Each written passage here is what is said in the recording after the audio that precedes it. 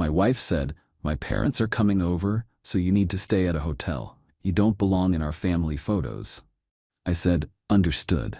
Then I called the landlord, canceled the lease in my name, and handed her the eviction notice. She called me crying when the power was cut during their visit. Original post: I, 34 male, have spent the last 5 years being the invisible scaffolding of my wife's life. I'm a supply chain manager for a pharmaceutical distributor. My job is literally to make sure things are where they need to be, when they need to be there, without anyone noticing the chaos that happens in between. It's a thankless profession, and apparently, it was excellent training for my marriage to Courtney. 31. Courtney comes from a family that believes aesthetic is a moral imperative. Her parents, Richard and Eleanor, are the kind of people who have white furniture in every room and actually keep it white. They look at me, a guy who grew up in a row home in Philly, went to a state college and likes to fix his own car, like I'm a smudge on their pristine lens.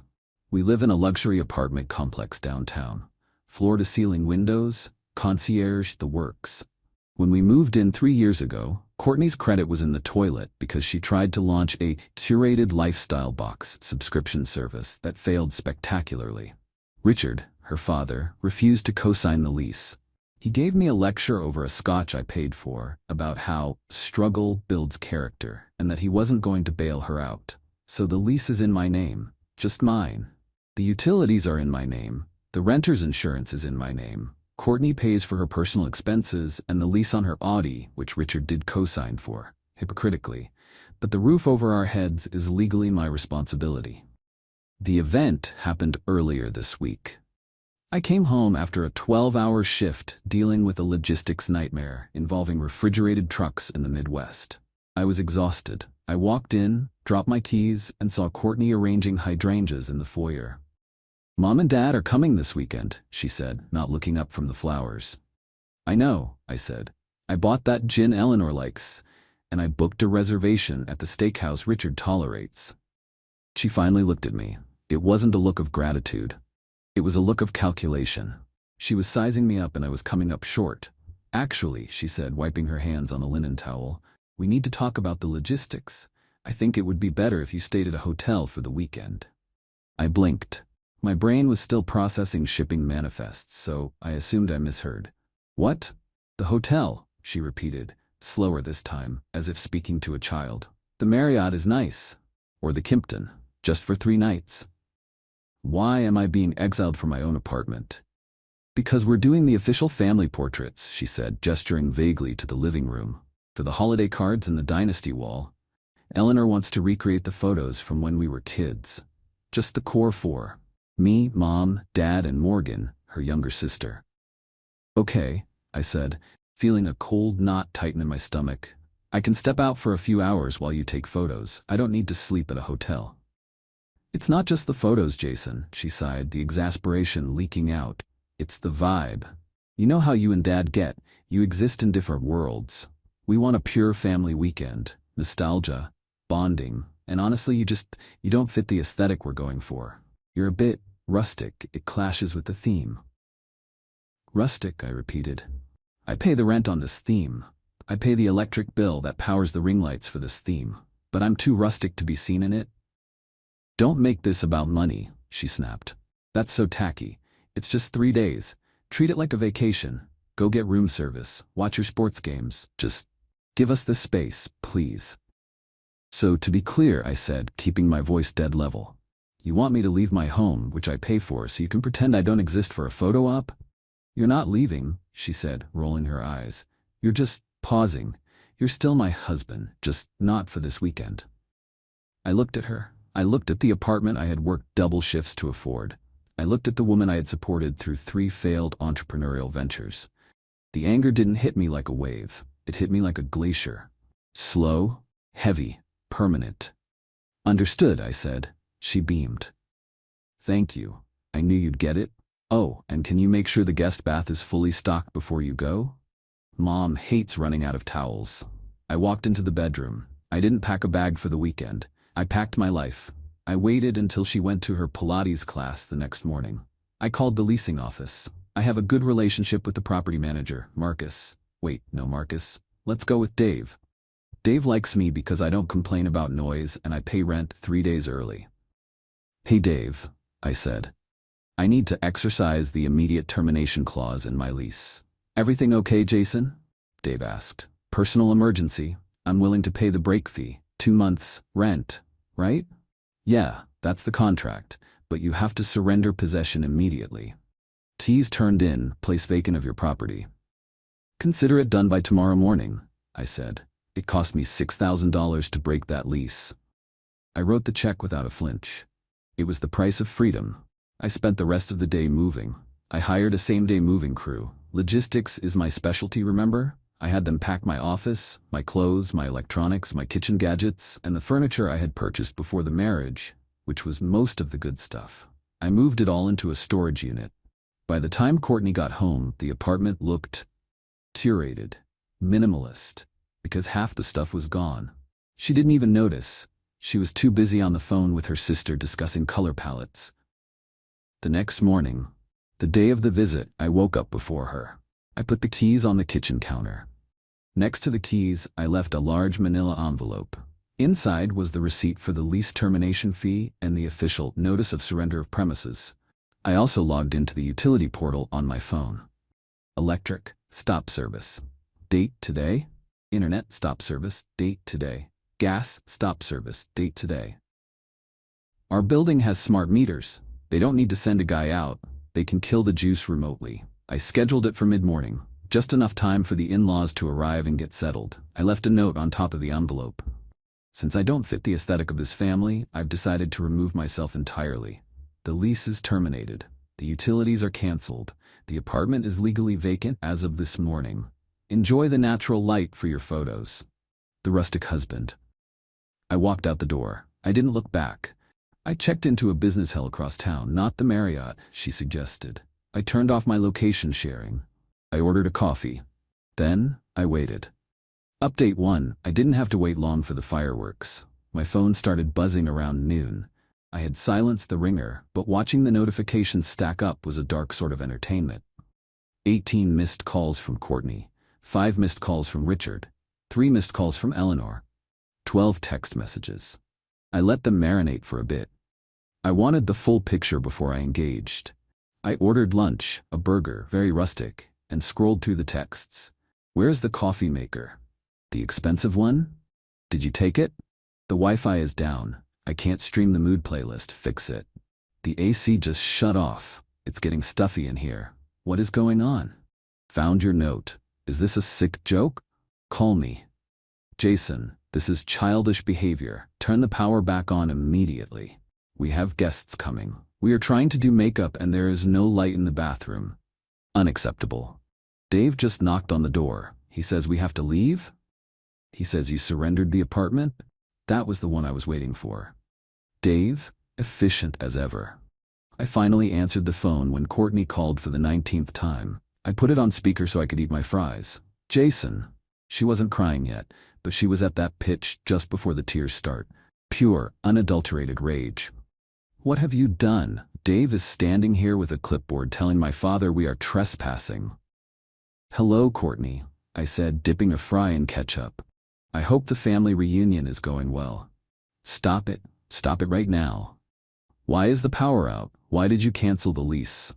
You asked me to leave, I said calmly. You said I didn't belong in the family picture. You said I didn't fit the aesthetic. I realized you were right. I don't belong there. Since the apartment lease is in my name and only my name, I decided to remove myself from the equation entirely. I meant for the weekend, not forever, and certainly not while my parents are here. You can't have it both ways, I said. You can't treat me like a wallet that pays for your stage sets and then kick me off the stage when the curtain goes up. I paid the break fee. I'm out. Legally, that apartment is back in the possession of the management company. But where are we supposed to go? She shrieked. We have the photographer coming in an hour. We have outfits. I hear the Marriott is nice, I said. Or maybe Richard can use some of that character-building wisdom to figure out a solution. He's a smart guy. He is threatening to sue you. He's screaming at Dave. Let me talk to Dave, I said. There was a shuffling noise and then Dave's voice came on the line. He sounded tired. Hey Jason, I've got a situation here. Mr. Hawthorne is refusing to vacate. He says he has tenant rights. He's not a tenant, Dave. You have the lease. You have the termination receipt. He's a guest of a tenant who no longer resides there. And the power is out because the account holder, me, closed the account. Yeah, that's what I told him, Dave sighed. Look, the liability here is a nightmare. No lights, no insurance on the unit anymore. I'm gonna have to call PD if they don't move. I can't have squatters in a dark unit. Do what you have to do, Dave. I'm sorry for the hassle. Not your fault, man. Enjoy your freedom. I hung up. About 2 hours later, I got a text from a neighbor I'm friendly with. Let's call him Mike. Mike sent a video. It showed the Hawthorne clan standing on the sidewalk in front of the building. It was a hot day, unseasonably warm for the season. Courtney was sitting on a pile of Louis Vuitton luggage, weeping into her hands. Eleanor was fanning herself with a clutch purse, looking like she smelled something rotting. Richard was red-faced, yelling at a police officer who looked entirely unimpressed. And the best part? The photographer, a guy with a massive camera rig, was packing his gear into his hatchback, clearly bailing on the gig because there was nowhere to shoot. I zoomed in on the video. The aesthetic was definitely ruined. That night, I received an email from Richard. Subject: demand for reimbursement. Jason, your stunt today was reprehensible. You have humiliated my daughter and inconvenienced my wife. We have checked into the Four Seasons. I expect you to reimburse me for the cost of 2 suites for 3 nights, plus the photographer's cancellation fee. The total is $5,800. Send the wire immediately, or I will involve my legal team. I replied, Richard, I did not book the Four Seasons. I did not hire the photographer. I am not responsible for your lifestyle choices. As you once told me, facing the consequences of financial decisions is character building. Consider this a building exercise. Do not contact me again. I slept better that night than I have in 3 years. Update 2. It's been a week since the great eviction. I've moved from the hotel into a short-term rental, a loft in the industrial district. Exposed brick, concrete floors. Very rustic. I love it. The silence from Courtney lasted exactly 24 hours after the sidewalk incident. Then, the panic set in. She realized that without the apartment and without my income, she is effectively homeless and broke. Remember, her job is being a freelance brand consultant for startups that pay her in exposure and product samples. She started blowing up my phone with alternating strategies. First came the guilt. Courtney, I can't believe you threw away our marriage over a photo. You're so fragile. If you really loved me, you would have understood that families are complicated. I didn't throw it away over a photo. I threw it away because you view me as an accessory that clashes with your decor. I'm a person, Courtney. I'm the person who kept a roof over your head. I was stressed. Mom put so much pressure on me to look perfect. You know how she is. I was just trying to survive the weekend. Me and your survival strategy was to kick me out? You chose them. You wanted to be with them. Now you are. Then came the bargaining. Okay. Look, Dad is willing to forgive the hotel bill if you apologize and sign a new lease. We can find a different apartment. Maybe something with 2 bathrooms? He says he might even co-sign this time, but you pay. I actually laughed out loud at that one. The audacity is truly a renewable resource for these people. Me, no. Then the dirty tricks began. I went to work on Tuesday. I got called into the VP's office. Apparently, someone had filed an anonymous ethics complaint, claiming I was embezzling company funds to pay for luxury hotels and secret apartments. They had sent a tip to the audit line. Fortunately, my boss knows me. He knows I'm the guy who flags a 50-cent discrepancy in shipping costs. We got this complaint, the VP said, sliding a paper across the desk. It's oddly specific about your housing situation. My father-in-law is upset that I left his daughter, I said. I'm going through a divorce. I can show you my bank statements. The lease break fee, the hotel, the new rental, it all came from my savings. I pulled up my banking app right there. The VP glanced at it. Okay, looks like personal drama. Keep it out of the office, Jason. I'm trying, I said. Also, the VP added, the complaint came from an email address, or Hawthorne Business. Not very anonymous. Richard isn't as smart as he thinks he is. The next day, Courtney tried to access our joint savings account. Now, full disclosure, I had a separate savings account she didn't know about. the character building fund. But we did have a joint checking account for household expenses. I had drained my contribution to that account the day I left. I left her contribution there, about $400. She tried to transfer $5,000 out of it to pay off her credit card bill. The transfer failed. She sent me a text that was just a string of flame emojis. "You stole my money." Me. I took my paycheck back. The money in there is what you deposited. Spend it wisely. Then the social media assault started. Morgan, the younger sister, posted a TikTok. Of course she did. She sat in her car, crying fake tears, telling a story about how her abusive brother-in-law abandoned her sister on the streets with literally nothing, just to be spiteful. She didn't mention the eviction notice. She didn't mention the request for me to leave. She framed it as I just snapped and locked them out. She named me, first name and last initial. If anyone knows Jason in logistics, watch out, he's a monster. I didn't engage in the comments. I did something better. I hired a lawyer. Let's call her Sarah. No wait, user said no Sarah. Let's call her Ms. Vance. Ms. Vance is a shark in a silk suit. I showed her the TikTok. I showed her the lease termination. I showed her the texts where Courtney asked me to leave. Miss Vance sent a cease and desist letter to Morgan, Richard, and Courtney. It was a thing of beauty. It outlined the timeline, the legal right to terminate the lease, and the defamation occurring online. It demanded the video be taken down immediately, or we would sue for damages to my professional reputation. It also noted that since Richard had filed a false ethics complaint at my work, which is tortious interference, we were prepared to drag that into court too. The video was down in an hour, but the real escalation happened yesterday. I went to my storage unit to grab a few boxes of winter clothes. My code didn't work. I went to the front desk. The manager looked at his computer. Mr. My last name, your wife was here yesterday. She had the spare key and the access code. She said you guys were consolidating units. My blood ran cold. I had forgotten she had a picture of my master password list in her emergency file on her phone. What did she take? She had a moving truck. She took a lot. Furniture, boxes. I raced to the Hawthorne's current location. They are staying at a rented Airbnb now, having been kicked out of the Four Seasons because Richard started arguing about the bill there too. I saw the moving truck in the driveway. They were unloading my furniture, my leather armchair, my vintage turntable, my collection of first edition sci-fi novels. They were trying to set up the Airbnb with my stuff. I didn't scream. I didn't make a scene. I called the police. "I'd like to report a theft," I said. "I have the receipts for the items, the storage unit contract in my name, and witnesses." When the cops arrived, it was humiliating for them. Courtney tried to claim it was marital property. I pulled up the receipts. Most of these items were purchased before the marriage. "That turntable is from 2015, I told the officer. "We met in 2019. It's not marital property, it's mine." The officer looked at Richard, who was holding my speakers. "Sir, put the speakers down. Unless you have a receipt, this is theft." They had to load everything back onto the truck. I watched from my car. Courtney stood in the driveway, screaming that I was petty. "It's just stuff, Jason. We needed furniture. We have nowhere to sit." "Go to IKEA," I said. I took my stuff back to a new storage unit with a new code.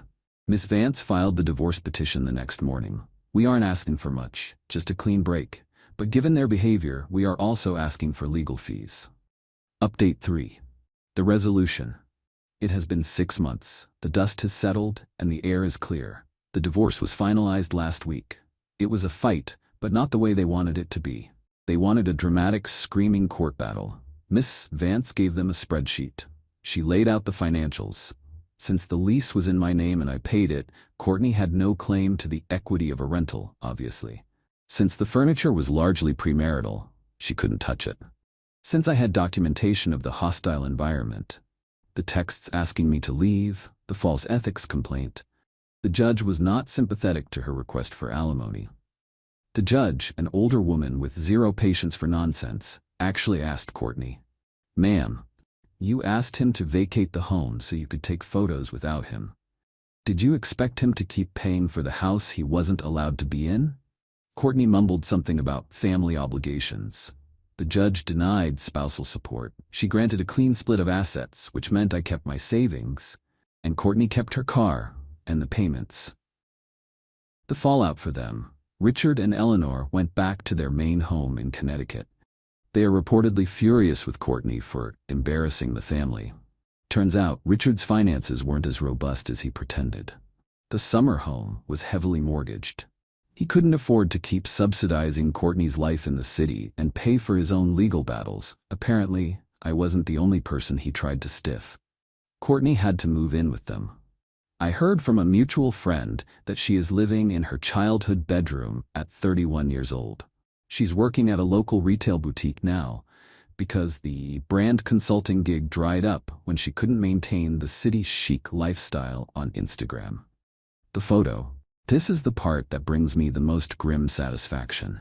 They did eventually take the family photo. They set it up in the Airbnb before they were kicked out of there too. Morgan posted it on Instagram a few weeks ago. It's a beautiful photo, technically. White linens, beige sweaters, perfect lighting. But if you look closely, the energy is off. Richard looks red-faced, probably high blood pressure. Eleanor looks strained. And Courtney, she looks small. She's sitting in the middle, smiling, but her eyes look terrified, and there's a gap, a distinct negative space next to her where a husband would usually stand. They tried to fill it with a large vase of pampas grass, but it just looks like a placeholder. The comments were turned off. My life. I'm still in the loft.